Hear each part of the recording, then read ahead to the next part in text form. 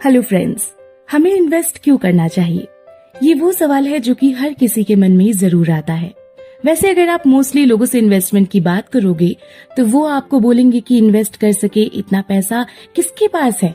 मतलब कि लोग इन्वेस्टमेंट को ज्यादा इम्पोर्टेंस नहीं देते हैं। यहाँ भी दो तरह के लोग होते हैं, एक जो जितना कमाते हैं उतना ही खर्च कर देते हैं, वहीं दूसरे तरह के लोग पैसे को सेव करना पसंद करते हैं। दोस्तों, अगर आप ये सोचते हैं कि जितना कमाओ उतना खर्च कर दो तो आप जल्द ही किसी फाइनेंशियल क्राइसिस में फंसने वाले हैं, चाहे आप कितना भी ज्यादा कमा लें। वहीं दूसरी तरफ वो लोग हैं जो सेविंग्स करते हैं।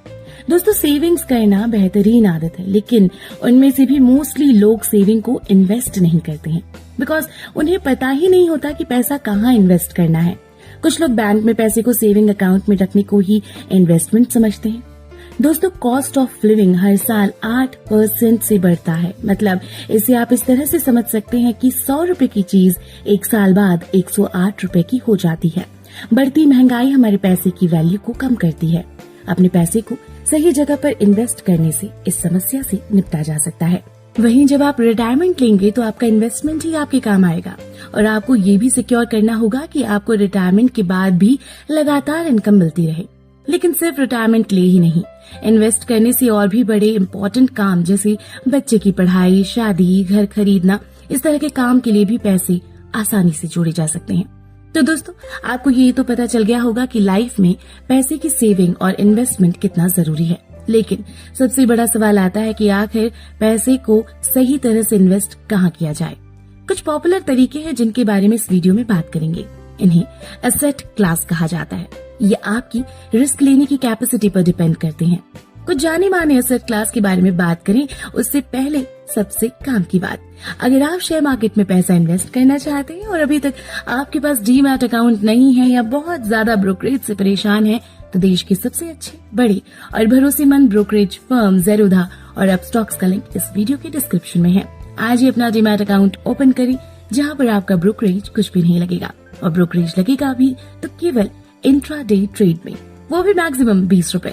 इतनी चीपेस्ट ब्रोकरेज रेट और सेफ्टी कहीं नहीं मिलेगी। तो दोस्तों, कुछ जाने माने एसेट क्लास इस प्रकार हैं।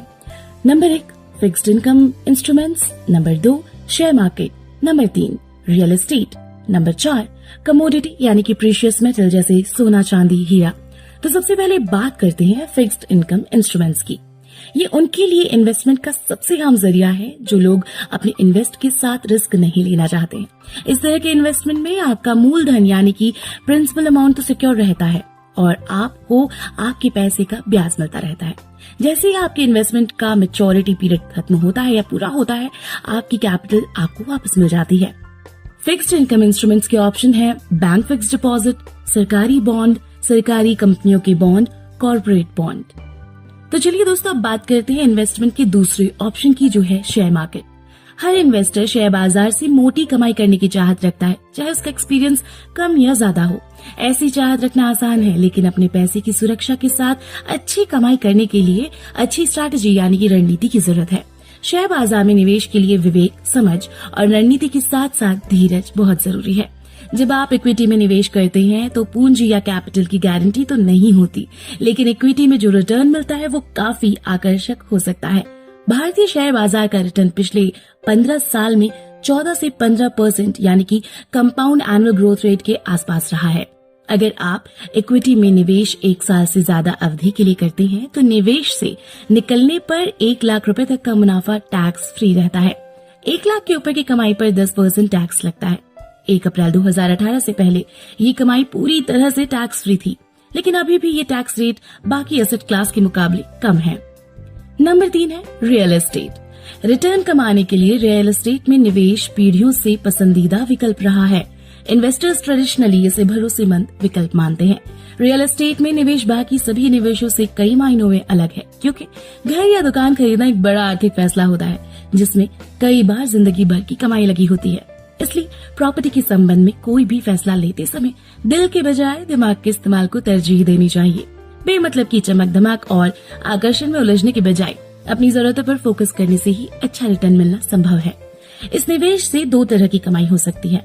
एक कमाई रेंट या किराए के रूप में हो सकती है, तो दूसरी कमाई प्रॉपर्टी की कीमत में बढ़ोतरी से होती है। जमीन, जायदाद या फिर रियल एस्टेट में निवेश करने के लिए एक साथ बड़ी रकम की जरूरत पड़ती है और इस तरह के निवेश से निकलने में काफी वक्त लगता है। जमीन, जायदाद आप कभी भी खरीद या बेच नहीं सकते हैं। आपको खरीदने और बेचने के लिए सही वक्त पर सही खरीदार और बेचने वाला होना चाहिए। तो चलिए अब बात करते हैं नंबर 4 यानी कि कमोडिटी की, जो है प्रीशियस मेटल जैसे सोना, चांदी और हीरा। सोने और चांदी के गहनों में निवेश करना निवेश के पारंपरिक तरीकों में से एक है। सोना दुनिया की सबसे कीमती धातुओं में से एक है। भले ही इसका अब मुद्रा के रूप में इस्तेमाल नहीं किया जाता है, लेकिन फिर भी ये धातु कई देशों की अर्थव्यवस्थाओं में महत्वपूर्ण भूमिका निभाती है। लॉन्ग टर्म इन्वेस्टमेंट ऑप्शन के रूप में सोना काफी पॉपुलर है और इसे निवेश पोर्टफोलियो में एक एडिशनल ऑप्शन माना जाता है। इसके अलावा ये इन्फ्लेशन और अन्य बाजार जोखिमों को मात देने के लिए सही वस्तु है। इन दोनों में 20 साल तक के निवेश से लगभग 8% CAGR तक का रिटर्न मिलता है। इनमें निवेश गहने खरीद कर किया जा सकता है या फिर एक्सचेंज ट्रेडेड फंड के जरिए किया जा सकता है। तो दोस्तों, अगर आप हर महीने 10,000 रूपए 25 साल तक फिक्स्ड इनकम, इक्विटी और कमोडिटी में इन्वेस्ट करेंगे तो जानते हैं कि कितनी रकम जुड़ेगी? अगर फिक्स्ड इनकम इंस्ट्रूमेंट में निवेश किया और रिटर्न औसतन 9% सालाना मिला तो 1 करोड़ रुपए मिलेंगे।